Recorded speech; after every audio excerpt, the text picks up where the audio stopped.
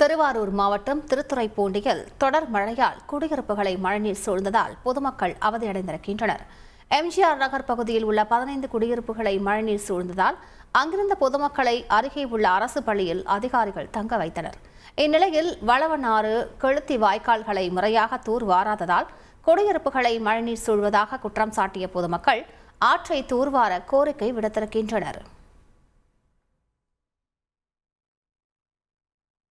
2-3 நாள் பெஞ்ச மழையில தண்ணிக்குள்ள நிக்குது. வீடெல்லாம் எல்லா வீடுமே தண்ணிக்குள்ளதான் இருக்கு. எங்களுக்கு இருக்க இடம் இல்லை. நாங்க பள்ளிக்கூடத்துல தங்கியிருக்கோம். சாப்பாடெல்லாம் என்ன செய்யறாங்க, எங்களுக்கு எந்த வசதியும் இல்லை.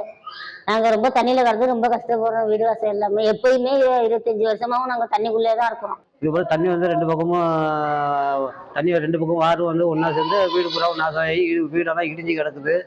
இதனால சாப்பாடு எல்லாம் கொடுக்குறாங்க, போகிறாங்க, வராங்க. பள்ளிக்கூடம் தங்கியிருக்கோம். தண்ணி இன்னும் செடியெல்லாம் எடுத்து விட்டு தண்ணி கொஞ்சம் ஓடுதுங்க. செய்திகளை உடனுக்குடன் தெரிந்து கொள்ள உடனே சப்ஸ்கிரைப் பண்ணுங்க.